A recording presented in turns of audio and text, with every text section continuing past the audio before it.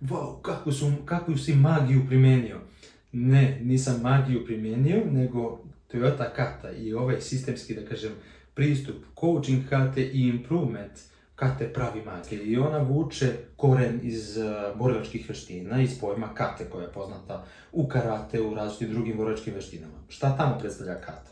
Ona predstavlja neku rutinu koju praktično, da kažem, borac, da tako kažem, ponavlja, trenira, ponavlja tu rutinu da bi izgradio određenu veštinu i kasnije da to postane neka navika.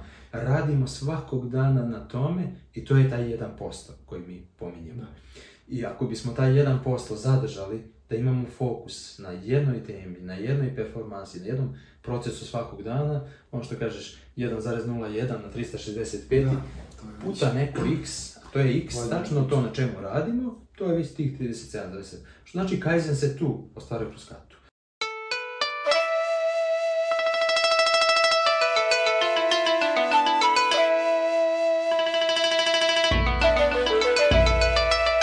Dragi ljubitelji Japana, danas imam to zadovoljstvo da ugostim mog dragog kolegu Aleksandra Denovca, koji je inače moj kolega sertifikovani konsultant za digitalnu transformaciju, ali je također i Kata coach. I sad ćemo da vidimo kakve to veze ima sa Japanom, Toyotom i svim nešto vezanim za Japan. Dobrodošao Aleksandre, hvala ti što si se odazvao. Kako bi još sebe predstavio? Prvo, dobro večer Vladimira, dobro večer i tvojim gledalcima, hvala na pozivu, drago mi je da sam ovdje sa tobom i sa svima vama. Kako bi se predstavio u ovom kontekstu Toyota Kate, rekao bih najprije Toyota Kata coach i Toyota Kata trener. Za sebi bih rekao praktičar Toyota Kate, što još uvek svakako da kažem negdje i jesam, i neko ko se bavi nečim što je poznato kao operativna izvrsnost, kontinuirano unapređenje, različite, da kažem, različiti pravci proces improvementa ili proces excellence, kako to zovemo, i u svakom smislu, da kažem, ta neka poslovna izvrsnost. Dakle, da napravim odmah razliku, znači Aleksandar ne bavi se karateom, tako je. Znači nije Kata iz karatea, nego je nešto drugo. Sad će on kratko da nam objasni šta je u pitanju. Uglavnom radi se i o biznisu, tako da mislim da je ovo jako bitno za ljude koji se bave poslovanjem i da isprate ovu epizodu, ali i za ljude, generalno za sve ljude, pošto se radi konstantno o nekom unapređenju i o nekim rutinama, ali pričat ćemo o tome posle. Reci ti meni za početak, šta je zapravo Toyota Kata? Odlično pitanje. Ako krenemo od toga što si pomenuo, šta je Kata uopšte za početak? Jeste, i ona vuče koren iz borilačkih veština, iz pojma Kate koja je poznata u karate, u različitim drugim borilačkim veštinama. Šta tamo predstavlja Kata? Ona predstavlja neku rutinu koju praktično, da kažem, borac, da tako kažem, ponavlja, trenira, ponavlja tu rutinu da bi izgradio određenu veštinu i kasnije da to postane neka navika. I kao što ti je poznato, to nije samo, da tako kažem, suvo ponavljanje te rutine, već sa svakim sljedećim ponavljanjem dolazi neko unapređenje. Toyota Kata je također jedna rutina i zato je baš i nazvana Kata. Jedna rutina koju mi stalno ponavljamo da bismo došli, da kažem, do neke najbolje prakse i da bismo dalje unapređivali, pa ćemo kasnije pričati procese, poslovanje, performanse, ali i unapređujemo ljude, zaposlene, njihov način razmišljanja, ali i način na koji oni to unapređuju. E sad, što se tiče same Toyota Kate, to je najbolja praksa izvučena iz Toyote, kroz neko 5-godišnje istraživanje koje je Mike Rotter radio sa svojim timom, Thilo Schwarzom i ostalom ekipom u 5 njihovih fabrika, da bi došli do nekih do tada neviđenih menadžerskih rutina. Šta je u stvari poenta priče? Prethodnih decenija, od decenijama pre toga, praktično da kažem u 20. veku, zapadna industrija je tražila načine da, neću da kažem da iskopira Toyotu, nego da dođe do njihovih rezultata.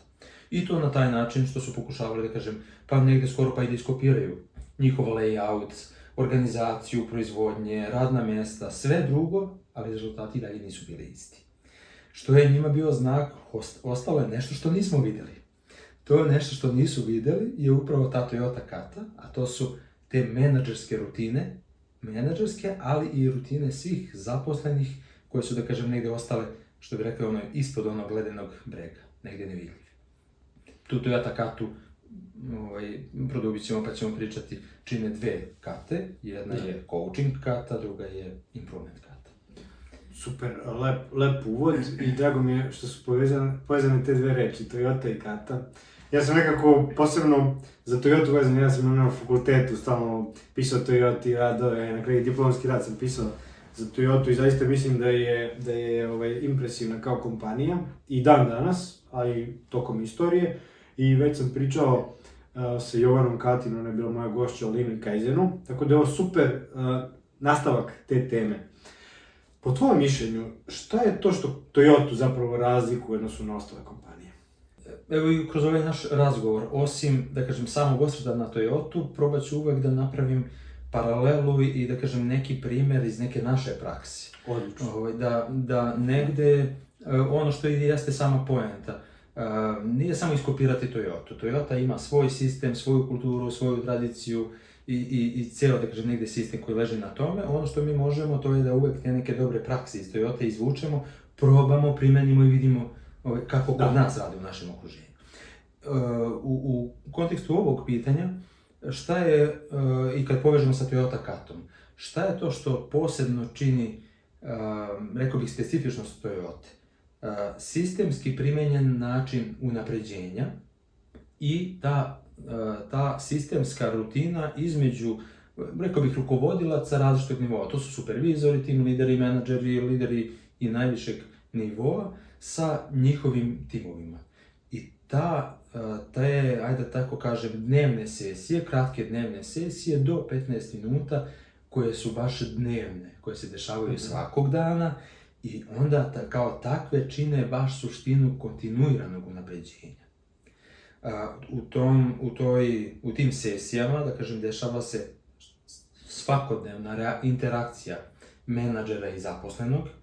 Zaposleni jednog trenutka, da kažem, nije izolovan, on se ne osjeća usamljeno sa nekim problemom, sa nekom idejom koju hoće da implementira, sa problemom koji treba da reši, sa nekim procesom koji treba da unapredi ili sa nečim što treba da inovira, već u svakom trenutku, odnosno svakog dana je on u interakciji sa njegovim menadžerom, koji praktično je, da kažem, tu negde u ulozi njegovog coacha, koji mu pomaže da praktično kroz taj put ide na jedan sistemski način, jedan vođeni način, da savladava prepreke, da dolazi do unapređenja, da kroz čitav taj proces uči, unapređuje sebe, ali unapređuje i proces. I ta sistemska, da kažem, konstrukcija koja je napravljena u Toyoti, bih rekao, da kažem, da je čini posebnom.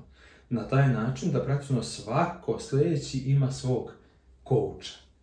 I na dnevnom nivou se praktično, da kažem, svaka od tih sesija dešava, svako dobija coaching podršku na dnevnom nivou, što pravi jednu veliku, da kažem, ili što bi rekli, boostuje čitavu tu mašinu unapređenja. Da. Sad kad smo pomenuli smo coaching, sad dosta malo i negativne konotacije kao coaching i tako kod nas, ti i ja znamo kao konsultanti koliko je to zapravo važno. I htio bih, pre svega te pitam za razliku, pomenuo si dve vrste, znači imamo improvement katu i coaching katu, ali tako? I samo ako bi mogao razlike i kako one zapravo utiču na taj svakodnevni rad. Da, odlično, hvala. Koje su, da kažem, neke dvije suštinske razlike između improvement kate i Toyota kate? Improvement kata je rutina od 4 praktično koraka, koju ja bih rekao da svaki zaposleni, bez obzira da li je izvršilac u nekom procesu ili je menadžer nekog nivoa, primjenjuje svakog dana. Zašto? Zato što svako radi na unapređenju nekog svog procesa, nekih svojih aktivnosti, ide prema nekim njegovim ciljevima. Tako bi trebalo da bude. Tako bi trebalo da bude i to je ono što je, da kažem, suština i kako je primjenjeno u Toyoti. Kad kažem 4 koraka, delo je nekako vrlo jednostavno i intuitivno, da ne kažem tajna i suština jeste u tom praktikovanju, ali sa druge strane i u toj coaching podršci. Koja su 4 koraka? Za početak, hajde da postavimo neki pravac, prema čemu mi to hoćemo da idemo. Obično to kažu, da kažem, negde i izazov, u pozitivnom smislu, a to bi značilo neka performansa, neko stanje koje mi želimo da dostignemo kroz možda 3 ili 6 meseci gde nismo bili. To znači da nije jednostavna operativna aktivnost da ne kažem, premjesti čašu A iz tačke A u tačku B. Za to ti ne treba Toyota kata, to je poznata aktivnost i znamo vrlo lako da je uradimo. Ali je ovo nešto što želimo da dostignemo, ali ne možemo sa sadašnjim procesom, na sadašnji način. Ako smo postavili neki pravac i neki cilj, znamo prema čemu idemo, drugi korak u toj improvement kati jeste da dobro razumemo, da istražimo i da dobro razumemo trenutno stanje. A to sad znači, to je jedan jako važan korak i koji možda tu i najteži, najzahtevniji, najviše vremena i energije troši, a to znači i ono Gemba, go, see, idi, vidi, upoznaj, dođi do podataka, dođi do metrika, dođi do objektivnih činjenica, nemoj da ostaneš na pretpostavkama. Dođi do svih mogućih uvida i sad razumemo šta je trenutno stanje. Znamo trenutno stanje, znamo šta nam je pravac.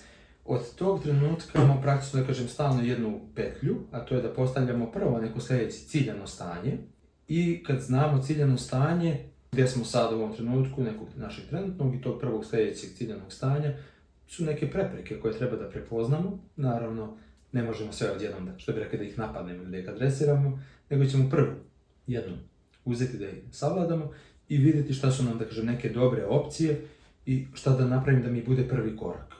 Prvi korak i tu se dešava eksperimentacija. Jako važna stvar, kako u našem konsultantskom dijelu posla, kako u bilo kakvom inoviranju, kako u rješavanju problema.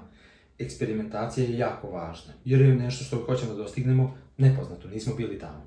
I ta eksperimentacija nije metoda bezuspješnih pokušaja. Pokušat ću bilo šta. Ne, mi pravimo ciljani eksperiment uz coaching podršku i jasno biramo zašto baš da napravimo taj korak. Kad smo napravili taj korak, znamo šta očekujemo iz njega, tek onda dolazimo sa nekim uvidima šta se desilo, šta smo očekivali, šta smo naučili iz toga. To je improvement kata, znači nešto to svako od nas i svaki zaposleni primjenjuje svakog dana, jer radi na unapređenju svog procesa. Sa druge strane, coaching kata jeste kata menadžera, njegovog coacha. A njegova kata u stvari se sastoji od 5, ja bih rekao, ključnih pitanja ili oblastnih pitanja. Što znači, izgleda kao lakši deo. On treba samo da kažem da postavlja pitanja. I pitanja jesu strukturirana, jer sama Toyota kata, da kažem, ima neku strukturu, baš ono što si malo pre rekao, da ta coaching sesija ima strukturu i postigne efekat koji treba. Da znamo i da dođemo do razumevanja šta nam je sljedeće ciljano stanje, da razumemo koje su nam prepreke, koju ćemo jednu prvu adresirati, da vidimo koje su nam opcije i da izaberemo prvu koju ćemo probati. Prvu opciju koju ćemo probati da bismo savladali tu prepreku. Coach kroz coaching katu vodi improvera, odnosno zaposlenog, kroz ove teme, kroz ova pitanja, od toga koje ti je trenutno stanje, koje je sljedeće ciljano stanje, koje su prepreke, šta je prva sljedeća aktivnost, šta ćeš prvo pokušati da bi savladao tu prepreku koju si adresirao i da dođeš da se približiš tom nekom sljedećem ciljanom stanju.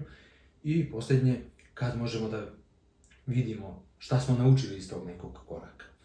Delo je, da kažem, onako intuitivno, dosta jednostavno, ali ima veliku, da kažem, neku odgovornost, s jedne strane da se pomogne improveru da napravi korak prema tome, a sa druge strane da i taj improver uči kroz cijel taj proces. Hvala ti, lepo si objasnio zapravo i ulogu zaposlenog i ulogu menadžera u tom coaching procesu. Sad mi reci, onako nekako imam utisak da sve firme sad pričaju na sav glas, ono kao unapređujemo poslovanje, transformacija i tako dalje. To vrlo često ostane onako mrtvo slovo na papiru. Kako zapravo taj Toyotin sistem sprečava da to baš ostane samo obećanje, nego se stvarno desi? Odlično. Japanci imaju tu onu čuvenu disciplinu, sad da vidimo kako i ovi drugi, što kažeš, pokušavamo i mi nešto od Japanaca da ukrademo, kako mi, možda koji nemamo toliko urođenu disciplinu da...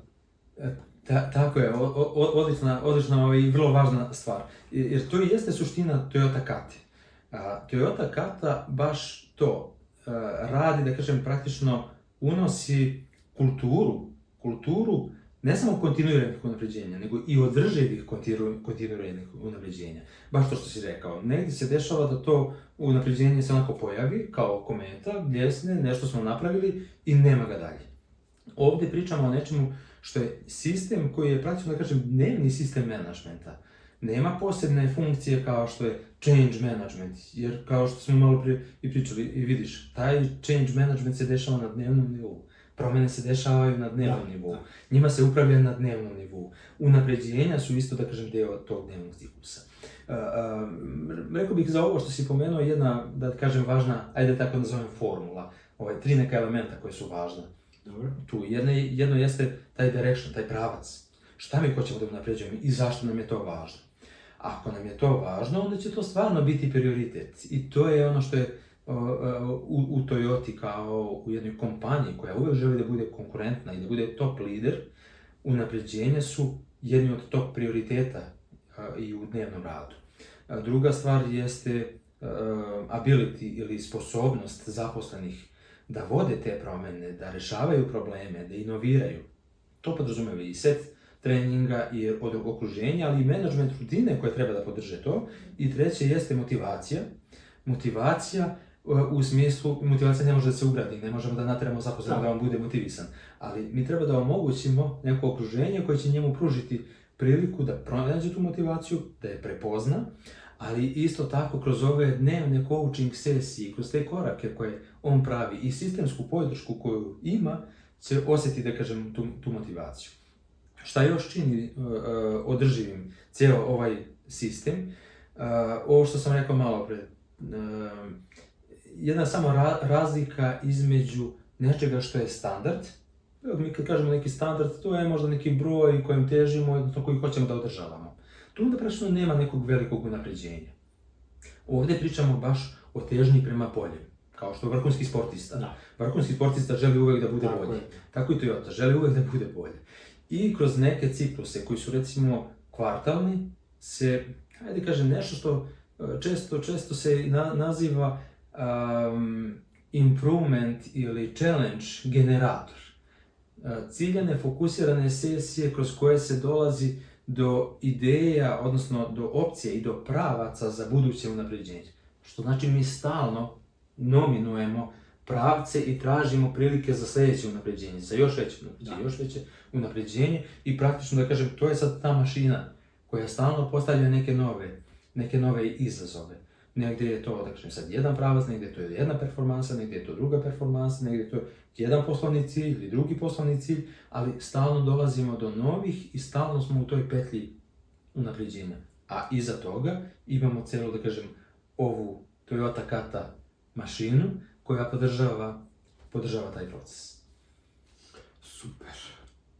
Rekao si na početku da zapravo Kata ne unapređuje samo procese, već i ljude. E sad, kako zapravo ovaj pristup utiče na razvoj zaposlenih, na autonomiju, kreativnost, rješavanje problema? Ako možeš i neke primjere. Mogu iz ličnog iskustva, da kažem, oni sa projekata, sa klijentima iz različitih pravaca.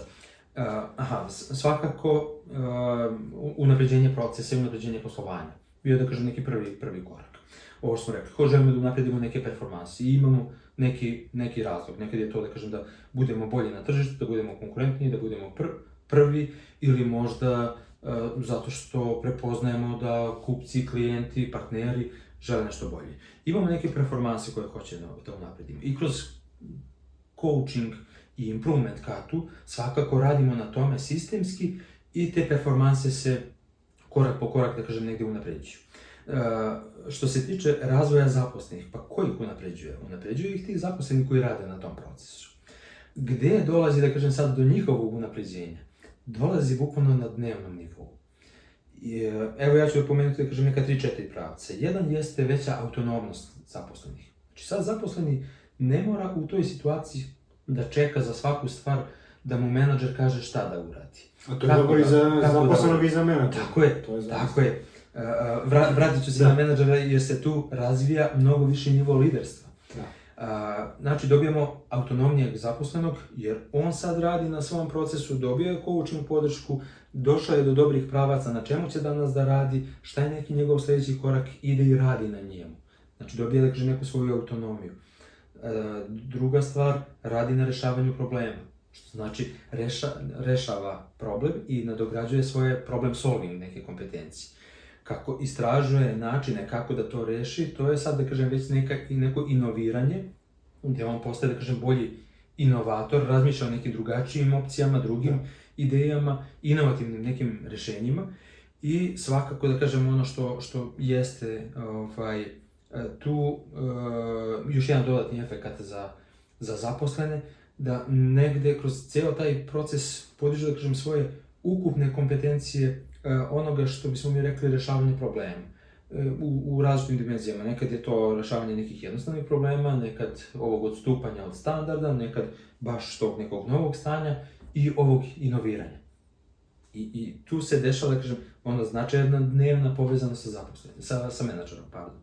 Sa druge strane, hvala ti što si to pomenuo, pa naravno i menadžeri se razvijaju, jer on sad dobija, da kažem, značajno viši nivo svog liderstva. To nije više uopšte command and control, stil menadžmenta, nego ovde pričamo baš o pravom liderstvu, coaching podršci, jednom coaching stilu koji je prepoznat pre više decenija kao jedan dobar dodatak, dobra nadogradnja stilovima rukovođenja koji pomaže razvoj zaposlenih. I imamo menadžera sad u ulozi coacha koji on ostvaruje, da kažem, na dnevnom nivou, gde on, osim što vidi kako se unapređuje proces, radi i na razvoju zaposlenih koji su u njegovom timu. Da, možeš neke primere da navedeš, taj neki zaposleni, neki proces, kako on se unapređuje? Baš konkretno neki primjer. Uzet ću, da kažem, neke konkretne primere, koja god, da kažem, da je to industrija, evo nešto što mi je, da kažem, negde najsvežije. Ako pričamo, recimo, o nekim transakcionim procesima, šta je nešto što želimo da u tim procesima smanjimo? Nekad je to, ili unapredimo. Da smanjimo, recimo, trajanje procesa. Ako pričamo o tome da imamo trajanje procesa kao performansu koju hoćemo da unapredimo, jer hoćemo da učinimo sam proces transakcije bržim, pouzdanijim, kvalitetnijim, da korisnika koji je sa druge strane učinimo zadovoljnijim.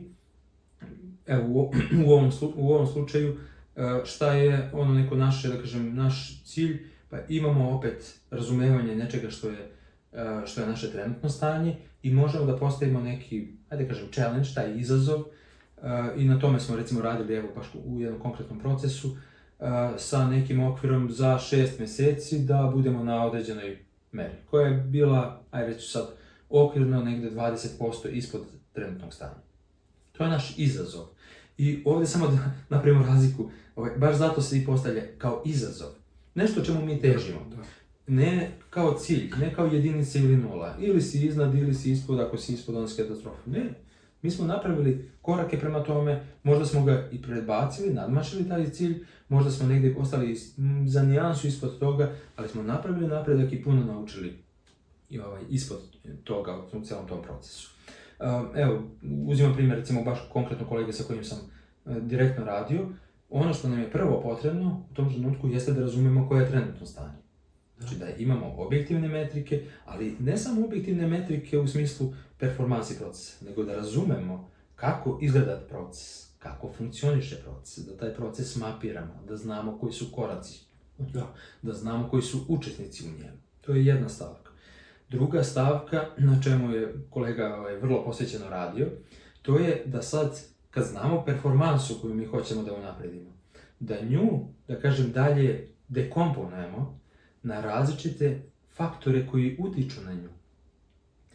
A dalje da dođemo do nečega što je baš direktno pod našom kontrolom i, da kažem, faktor najnižeg nivoa tu. I to je onda, da kažem, element u našem procesu na kojem ćemo raditi, koji je direktno pod njegovom kontrolom, na kojem on može direktno da radi svakog dana i što će biti, da kažem, predmet naših coaching sesija. Evo, mogu da kažem konkretno u tom primjeru da neko unapređenje koje je postignuto bilo je naspram tih očekivanih 20,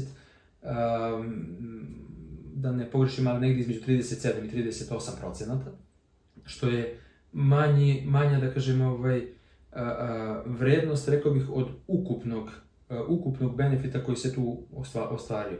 a to je uključivanje baš ljudi iz samog procesa, njihovo, rekao bih da kažem sad, jedno modelovanje i načina razmišljanja, gdje svako od njih, kroz neku retrospektivu koju smo napravili negdje na kraju, je prepoznao da kažem, vrednost čitavog tog procesa, jer se način razmišljanja negdje oblikuje kroz taj proces. A Toyota kata upravo to jeste. Ona jeste ne samo kata delovanja, ne samo kako radimo određene stvari, nego i kata razmišljanja. Evo, uzet ću jedan konkretan primjer i ono što je bio, da kažem, negdje komentar. U nekoj prethodnoj fazi, bez jednog takvog sistemskog kata pristupa, vrlo često bi se skočilo odmah direktno u neka rješenja. U neke ideje, bez razumijevanja trenutnog stanja, bez razumijevanja problema, bez razumijevanja različitih prepreka i čitavog tog sistemskog puta, što vrlo često zna da kaže da promaši cilj i da potroši dosta vremena, dosta resursa. A ovdje, negdje kroz taj sistemski put i dosta ponovljenih tih iteracija, dosta ponovljenih tih sesija se, da kažem, učvrstila ta rutina, gdje bukvalno, što i jeste poenta kate. I sad vraćamo se opet na početak, na katu.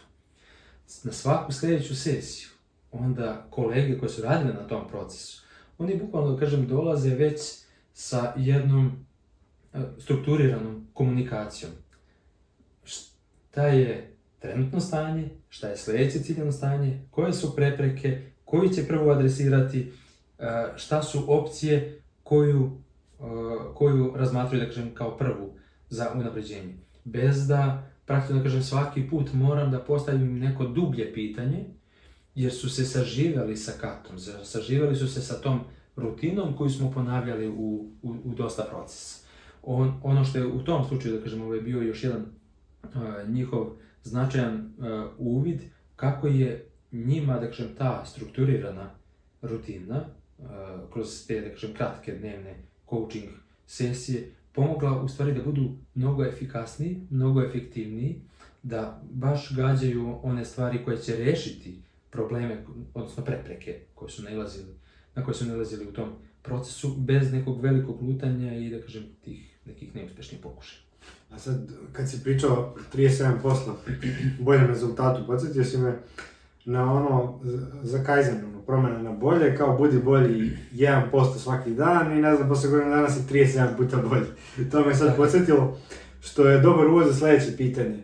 Pošto smo već pričali o Kaizenu, promjeni na bolje, leanu i tako dalje. Kada bi morao da uporediš Kaizen i lean sa Toyota katom, kako bi to uporedio? Znači, da li prvo treba da ljudi savladaju tu metodologiju pa da onda pređu na Kaizen ili lean, ili je to isprepletano ili kako to već ide? Sjajno pitanje. Ja ih ne bih sad, da kažem, razdvajao da možda i našoj publici ne izgleda kao lako, da li želiš A ili B. Da li želiš ovo pa kao šta ćeš implementirati. Jer u pitanju nisu, da kažem sad, neki posebni koncepti koji isključuju jedni drugi. Ajde krenemo od početka da kažem kako u stvari u Toyota funkcioniše sama obuka za početak novih zaposlenih. Pored nekih osnovnih 7 alata kvaliteta i različitih drugih osnovnih elemenata u koje se uvode novi zaposleni, kata jeste jedan od sastavnih elemenata osnovne obuke. Zašto? Rekli smo, zato što se, da kažem, praktično ta rutina i dešava u nekom svakodnevnom radu. Naravno, kasnije postoje različite, da kažem, nadogradnje i viših nivoa, posebno prema različitim funkcijama. Ako pričamo o leanu i kaizenu, samo jedan kratak osvrt, da kažem, na neka 4 tipa osnovnih, ja bih nekako izazova ili tema koje se javljaju. Jedno jeste, da kažem, što bih rekli, jednostavan troubleshooting, rješavanje jednostavnih nekih problema. Da ne kažem, mi se srećemo sa tim u svakodnevnom radu, pa kažemo, nešto mi je zabagovo računar. Nema interneta. Možda nema interneta ili možda nešto se dešava, ajde, jedna od opcija, isključit ću sve aplikacije, zatvorit ću sve prozore, ću restartovati računar, vidi sad radi. Tu mi ne treba Toyota kata. Znači, to je rješavanje jednostavnog, dakle, nekad je poznatog praktičnog problema. Drugo jeste odstupanje od standarda, nečega što je setovano stanje. Tu je mala, da kažem, negdje primjena Toyota kate, jer ovdje opet težimo prema nečemu što nam je poznato stanje, koje smo već ustanovili, bili smo tamo i desila se, da kažem, neka varijacija u procesu, možemo da kažem intuitivno primjenjujemo Toyota Katu, jer je opet, da kažem, neko unapređenje od nekog trenutnog stanja prema nečemu što hoće da se. Treći tip, ajde da kažem, problema jeste, sad ovdje baš dolazimo do toga, sljedeće ciljano stanje, nešto bolje, nešto gdje nismo bili, nešto što novo što hoćemo da dostignemo. I to je Kaizen. Znači mi sad pričamo o Kaizenu, koji podrazumeva i set drugih organizacionih i sistemskih mera, ali Toyota Katu kao, da kažem, jedan sistemski okvir koji će u stvari napraviti to unapređenje, da dođemo ili možda čak nadmašimo to neko ciljano stanje. Četvrto jeste baš inovacija, jedna sasvim neka nova stvar, i gdje Toyota Kata pruža sjajan okvir za eksperimentaciju. Što bi reklo, nemamo nikakav, da kažem sad, poseban preduslov za Toyota Katu u smislu Leana, Kaizena, kao koncepata. Znači, Toyota Kata, odnosno Kaizen se praktično, da kažem, u ovom smislu ostvaruje kroz tu Toyota Katu. Jer ako pričamo baš o Kaizenu, odlično pitanje, odličan pravac. Znači, mi pričamo o nečemu što je promjena prema dobru. Pa onda kažemo 1% svaki dan. Ono što smo malo prepomenuli. U tim dnevnim kata sesijama, između coacha i improvera, mi imamo svakog dana fokus na nečemu što je naš sad ciljani proces, ciljana tema. Radimo svakog dana na tome i to je taj 1% koji mi pominjemo. I ako bismo taj 1% zadržali, da imamo fokus na jednoj temi, na jednoj performansi, na jednom procesu svakog dana, ono što kažeš 1,01 na 365 puta neko x, a to je x, tačno to na čemu radimo, to je već tih 37,7. Što znači Kaizen se tu ostvaruje kroz Katu. Kroz taj proces gdje mi prepoznajemo šta su nam prepreke, šta su nam problemi, šta nas to sprečava da dostignemo ono ciljano stanje, mi u stvari unosimo lean way, lean način razmišljenja. Jer vidimo šta nam pravi vrednost, a vidimo šta nam je waste, šta nam smeta, šta nam je prepreka. Gdje je, da kažem, neko rasipanje, gdje je trošenje nekog vremena, gdje je neki overprocessing, gdje je neka prekomerna proizvodnja. I to su u stvari sve te prepreke koje se javljaju kad prepoznajemo. Što znači, tu su, unutra, da kažem, su negdje, ajde da tako kažem, sadržani Lean i Kaizen. Ne pričamo o alatima. Koji će se alati primeniti, to je sad, da kažem, jest negdje operativna stvar na terenu. Da, zavisi od organizacije. Pošto već nekih 10 godina radiš po ovoj metodologiji, imaš dosta iskustva, možeš li navesti neke primjere konkretno kako je Kata donela unapređenje? Evo, malo pre smo pričali baš o razvoju zaposlenih. Recimo, jedan jako zanimljiv primjer kod jednog klijenta sa kojim smo radili, baš razvoj zaposlenih. Primjer jednog kolege sa kojim sam direktno radio, koji u nekom dužem prethodnom periodu, koji je, da kažem, negdje praktično 2 godine pre toga, imao jako niske, da kažem, rezultate, ako bi se to moglo tako i nazvati, a oni su bili negdje izmjereni kako su i njegovi menadžeri iskomunicirali, da ne kažem praktično, da kažem, zbog nekih vrlo specifičnih razloga, za 2 godine, da kažem, praktično urađena 3 sitna zadatka.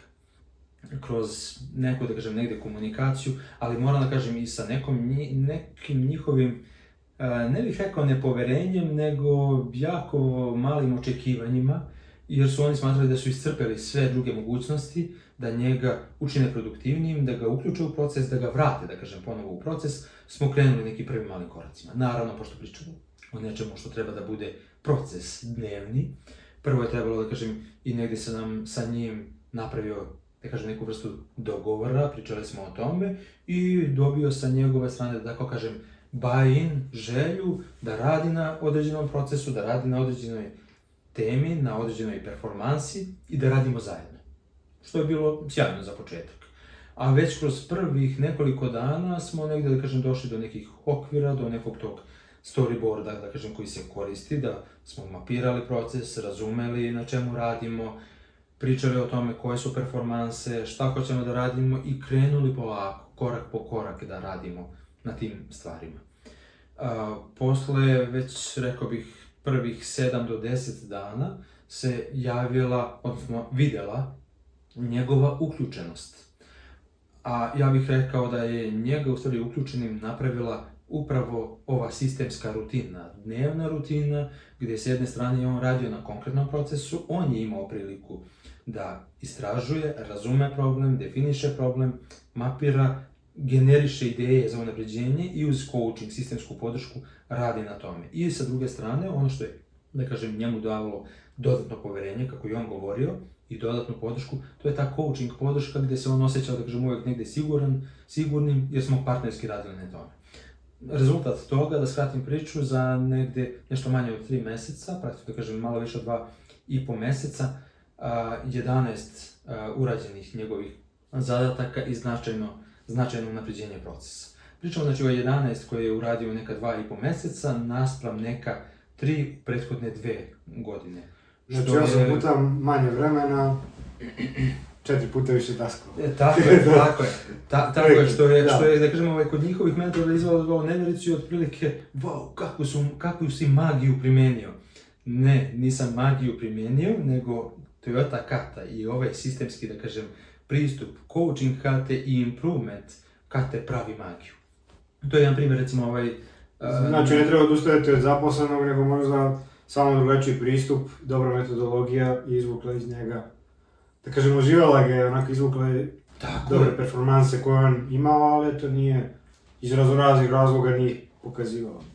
Tako je, što je još jedan, ja bih rekao, poziv menadžerima da se uključe, da probaju, da praktikuju, da kažem, taj pristup. Jer, ajde sa druge strane, ja sam vidio u praksi, da kažem, mnogo puta kako to izgleda i danas sa kolegom Dejanom Tomićem, koji je također, da kažem, Kata coach u Kata School Srbije, radimo zajedno. Mi često kažemo, postali smo vernici Toyota Kate, jer smo vidjeli kako radi, kakve rezultate pravi u različitim nekim dimenzijama. I vrlo često smo vidjeli kakve sjajne rezultate pravi tek sa top performerima. Ovdje smo uzeli jedan, baš, da kažemo, drugačiji primjer. Tako je. Sa druge strane, recimo, ako pričamo o nivou tima i nivou procesa, evo, mi sad znamo nešto što su, da kažem, neke važne mere u samim procesima, pa kažemo, imamo neki cycle time, znači neko aktivno vreme rada na procesu, imamo neki lead time od trenutka kad je nešto traženo, poručeno ili ušlo u proces od trenutka dok je isporučeno. Sam, recimo, cycle time, evo, uzet ću konkretan primjer u određenom procesu, cycle time, lead time, recimo su sa 52 i 34 dana, došli smo kroz neka otprilike 4 mjeseca, sa 52 dana lead time-a i 31 dana cycle time-a, došli smo na nivo od 12 i 9 dana, što je fantastična stvar. Ne samo da kažem da je skraćen proces, nego pričamo o tome da je nivo kvaliteta zadržan ili povećan. Ono što smo radili, da kažem, kroz čitav taj proces jeste nivo zadovoljstva tima, nivo stresa tima. Nivo zadovoljstva tima je jako bio povećan i nivo stresa, da kažem, cijelog tima značajno smanjen, jer je cijel proces unapređen, a oni su direktno, da kažem, učestvovali u tome i doneli unapređenja. U ovom slučaju, zašto nam je, da kažem, to negdje isto važno, samo bih to pomenuo, tu stvar kod samih takvih procesa koji su važni i u proizvodnji, ali i u uslugama, isto tako recimo i u software developmentu, jednako u proizvodnji, kraći ciklusi isto kao recimo ovdje pomenuo sasvim drugačiji primjer, recimo software developmenta. Kratak ciklus tog cycle time-a, on nam u stvari daje opet tu, da kažem, notu eksperimentacije. Jer nam on daje neko vreme od onog trenutka kad smo mi planirali, nešto uradili, do toga kad smo mi dobili, da kažem, neki feedback, neku refleksiju onoga što smo uradili. Kako je to, na kojem je to nivou, isto kao što imamo u Toyota Kati, nakon što uradimo, kad ćemo moći da vidimo, kad ćemo moći da naučimo, da saznamo šta smo naučili iz toga. Ne samo koje smo rezultate dobili, nego šta smo naučili iz toga. Uzeo sam, da kažem, evo sad jedan primjer zaposlenog, jedan primjer jednog procesa, samo da kažem da ilustriramo neke rezultate koji su napravljeni kroz njih. To sve zvuči odlično i stvarno djeluje kao nešto što bi svaka firma treba da primjeni. A koliko vremena, mislim, znam da ne može da se generalizuje, ali otprilike po nekoj tvojoj procjeni, da uzmem neku srednju vrednost, koliko vremena je potrebno da firma primenjuje metodologiju i da vidi neke prve rezultate?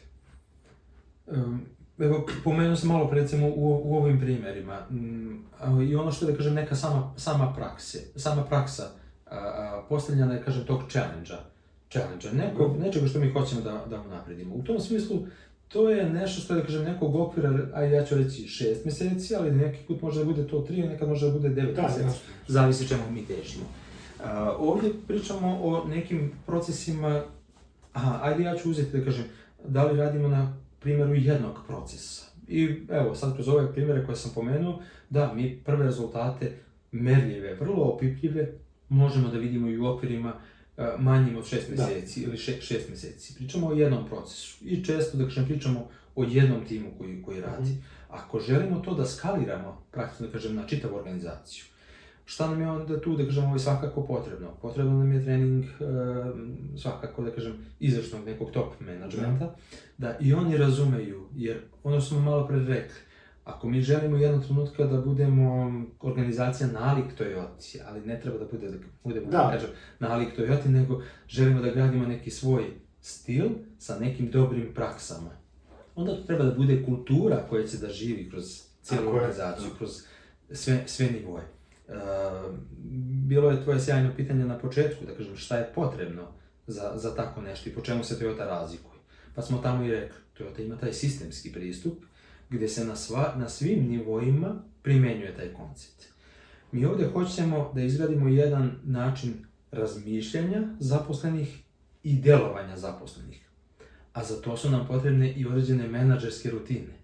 Što znači moramo i njih da razvijamo da bismo skalirali to kroz organizaciju. Od toga kolika je posvećenost, koliki je fokus na tome, koliko se stvarno ima vremena, koliko se, da kažem, to stvarno želi, kakva je podrška, od toga će zavisiti, da kažem, samo trajanje potencijalno, da kažem, tog skaliranja na cijelu organizaciju.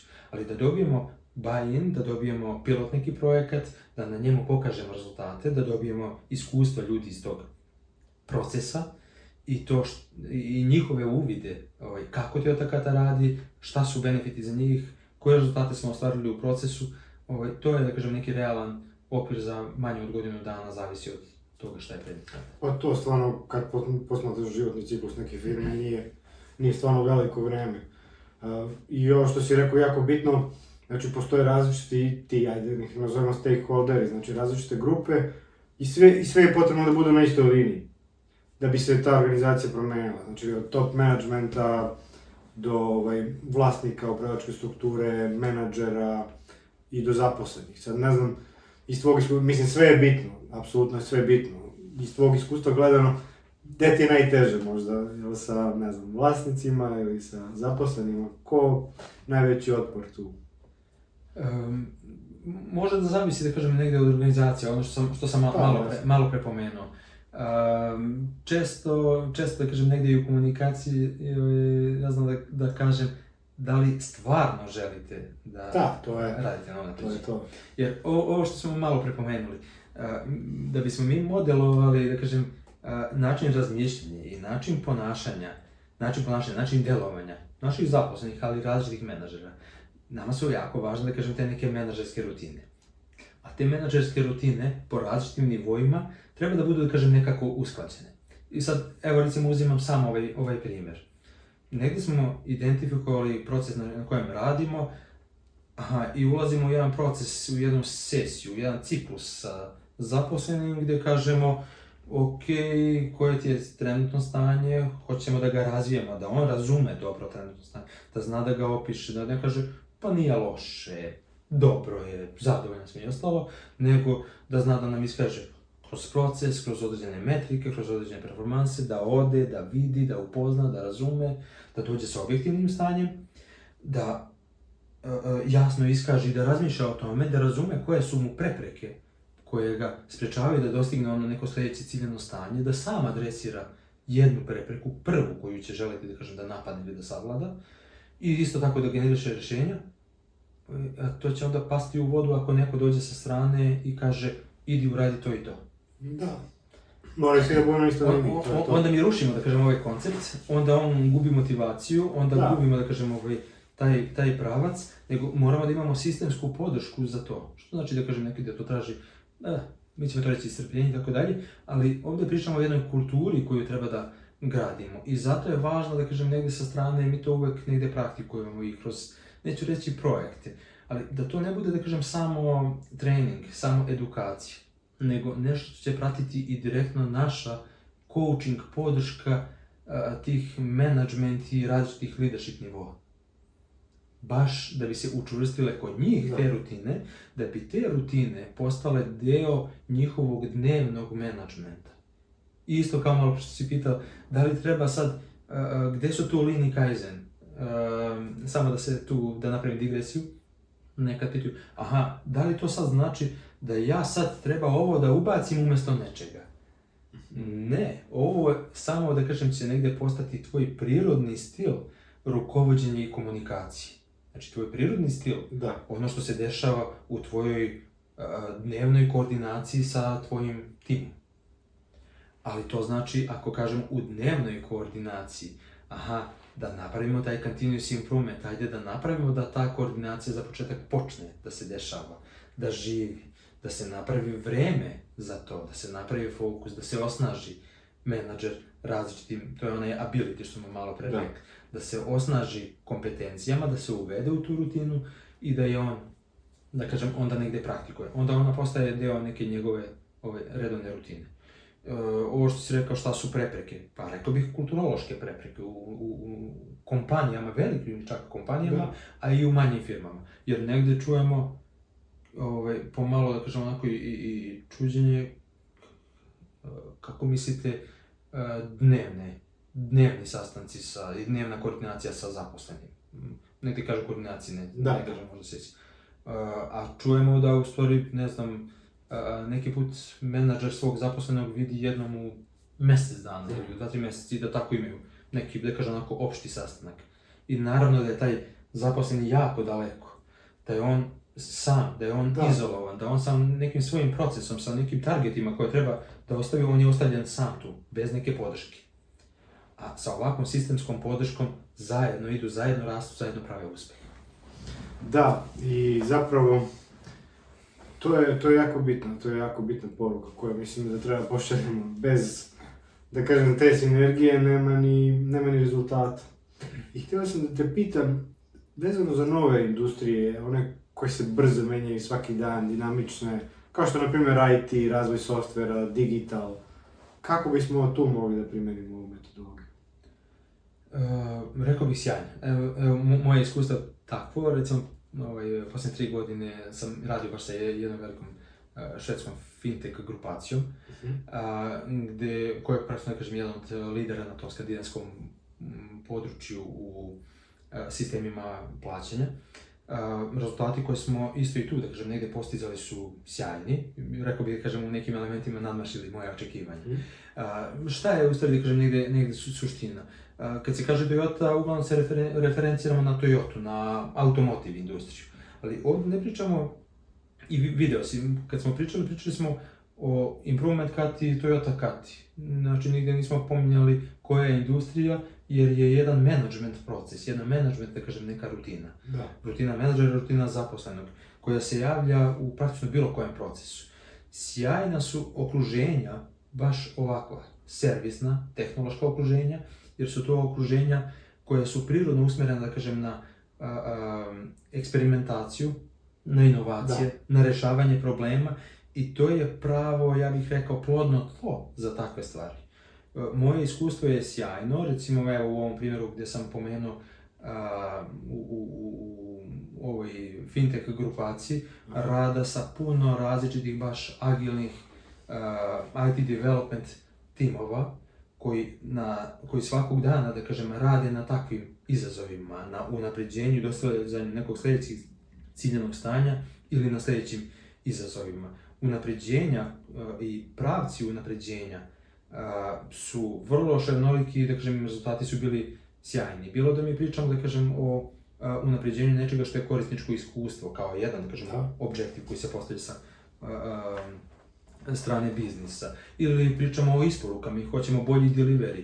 Ako kažemo bolji delivery, negdje je to da imamo kraće vreme isporuke, negdje imamo kraće cikluse isporuka, negdje imamo viši kvalitet, negdje je to da imamo, da kažem, veću agilnost u samim tim isporukama. Negdje je to, ako pričamo sad, da kažem, na nivou takve organizacije, posebno mjesto gdje želimo da unapredimo kroz timsku saradnju.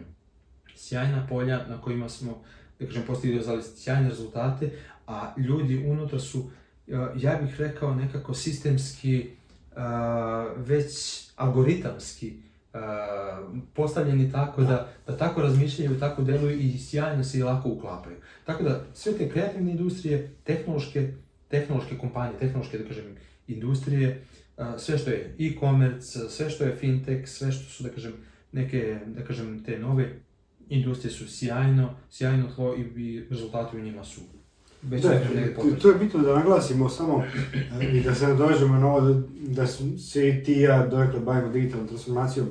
I zapravo, to jeste rutina i ponavljanje, ali ne u onom smislu da nisi fleksibilan, nego baš naprotiv. Znači, ta rutina, ako si kvalitetno postavljen sistem i procedure, ti kada dolazi do neke promjene i transformacije, samo nastaviš da radiš svoj posao kroz neko unapređenje i inovaciju, to si lepo rekao i objasnio, i onda ti je lako da se transformišeš. Zapravo ta rutina nije rutina, nazvali smo na početku kata rutina, to ti nije prepreka da kao radim isto 30 godina, znaš susrećeš se i ti sa tim, odeš u neku firmu, kažem mi radimo isto ovo 30 godina, zašto bismo bilo šta menjali?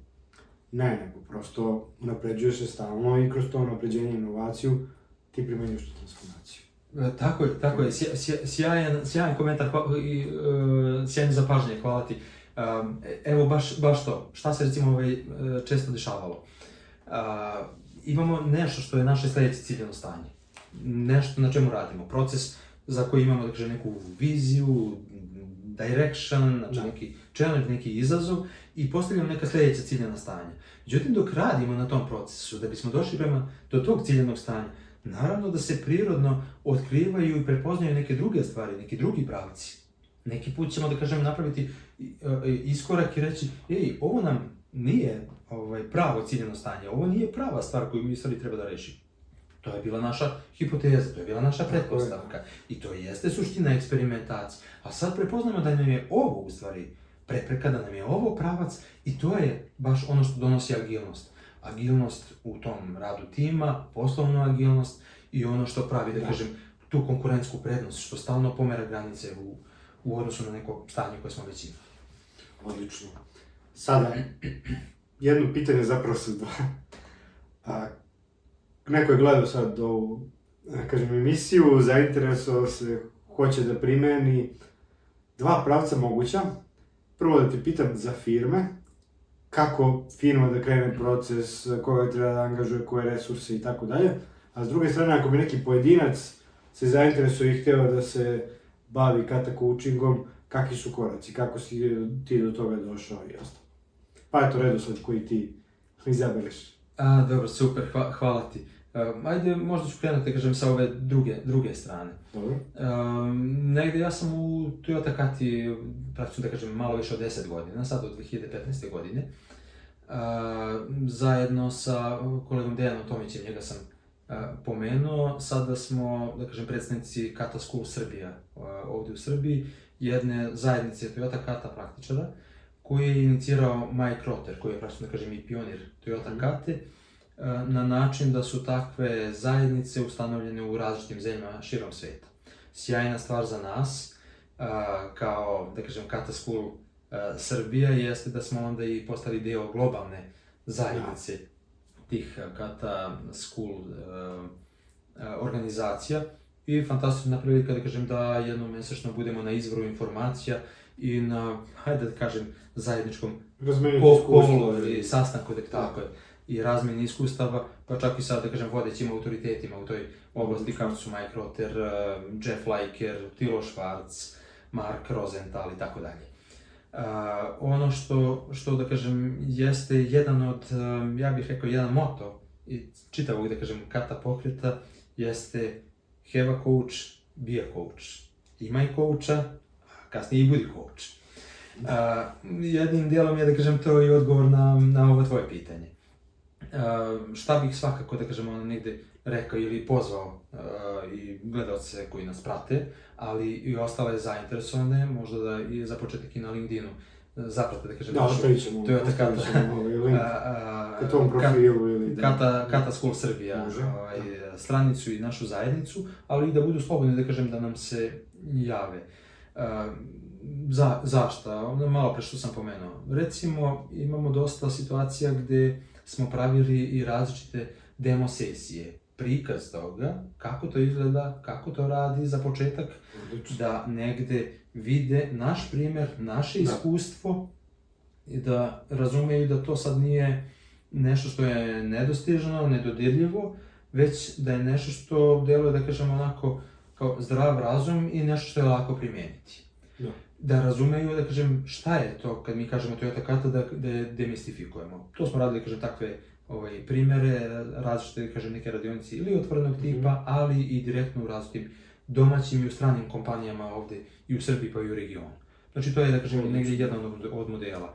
Negdje iza toga to su različite, kažem, treninzi koje smo radili i ono što sam pomenuo, svakako coaching podrška i tim praktičarima i menadžerima različitih nekih nivoa koji su ušli u taj proces da bi to zaživelo, da bi se pojavilo, da kažem, negdje u praksi. Ono što radimo zajedno sa njima, da bi opet to imalo, da kažem, taj kata koncept, da bi bilo uvijeno, negdje zajedno definišemo i u tom procesu šta je neki naš challenge, šta je neki naš pravac za narednih 6 ili 12 meseci, gde smo danas, da razumemo koja je naša polazna tačka, trenutno stanje, i onda idemo, da kažem, kroz taj coaching proces, da sama ta kata, izgradnja, da kažem, te kata kulture, ide kroz Toyota Katu. Tako da, pozvao bih, da kažem, svakako sve zainteresovane da se jave, da budu slobodni, da kažem, da iskomuniciraju, podele, da kažem,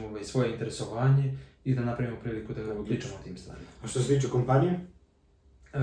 Kako one kad hoće da krenu?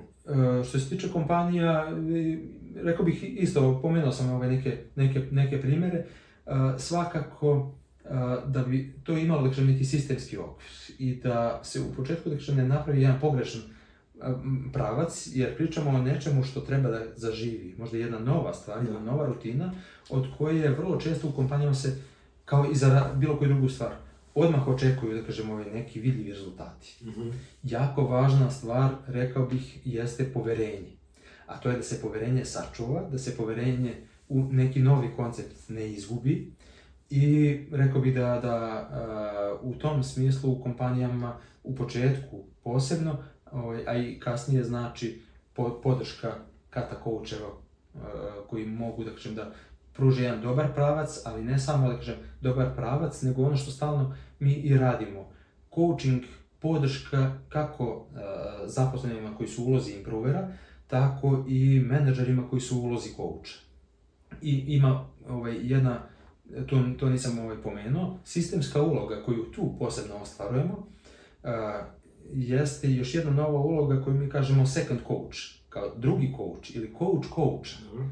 Imamo, ako smo napravili, da kažem, određeni uvod, napravili smo neke intro sesije, napravili smo edukaciju, treninge zaposlenih, treninge menadžera, treninge različitih lidera i da ne kažem sad ih puštamo u taj proces, puštamo ih da praktikuju, imamo improvera, imamo zaposlenog koji radi na procesu, imamo njegovog menadžera, tim lidera, supervizor, koji radi njegov coaching. Ono što Dejan i ja radimo jeste ta, da kažem, da tako nazovem, supervizija coachinga, odnosno taj second coach, gdje mi praktično, da kažem, radimo evaluaciju i improvera, ali i coacha. I dajemo, da kažem, jedan popravni faktor kako da i jedan i drugi sistemski rade stvari na bolji način, ali i kako da budu bolji partneri. Samo ću dodati jednu rečenicu u tom smeru, jer u zavisnosti od toga koliko je improver dobar, pripremljen za tu sesiju, koliko jasno komunicira, koliko se drži, da kažem, te strukture, tako će biti lakše i bolje coachu da njemu pomogne. Tako će coach biti njemu bolji partner i uzajamno. I u tom partnerstvu se, da kažem, stalno to dešava.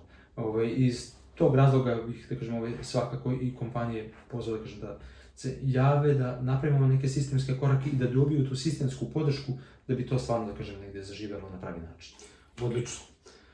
To je, mislim, prva mera, odnosno poziv, da sa tim pozivom završimo ovu današnju priču. Bilo mi je jako zanimljivo, siguran sam i našim gledalcima, posebno onim biznis nastrojenim i nadam se da će i u Srbiji, posebno i ovdje pričamo o dobrim praksama iz Japana, mislim da ovo je jedna sjajna praksa koja nam dolazi iz Japana, koja u mnogome objašnjava zapravo i uspeh i Toyota i japanskih kompanija. Nadam se da će kompanije u Srbiji, sve više i ljudi u Srbiji prihvatiti te prakse i metodologije. Eto, to ne bude poruka za kraj. Tebi hvala na vremenu što si se odazvao, što si pričao o Toyota katama. I eto, imaš ti još nešto za kraj? Hvala na pozivu, hvala na sjajnim pitanjima. Ti si bio sad sjajan coach u ovoj ulozi, pa je onda meni bilo lako da kažem da negdje podijelim ove detalje. Samo bih zaključio ovim što si negdje rekao, dva neka slogana koje držimo da kažem u Toyota zajednici jeste Toyota kata ne može da se implementira. Znači to nije nešto što će se doneti na flashu i prebaciti, nego može da se praktikuje. Mi kažemo practice kata, praktikuj katu. I drugo je, što sam rekao, have a coach, be a coach.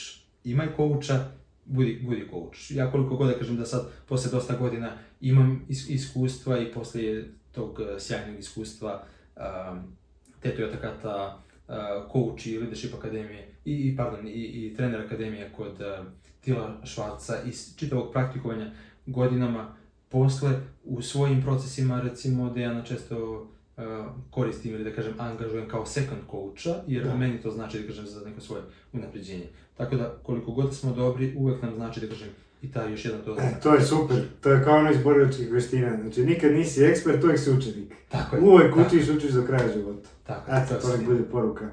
Za kraj hvala ti još jednom na ovom zanimljivom razgovoru, hvala vam na pažnji i vidimo se nekom narednom.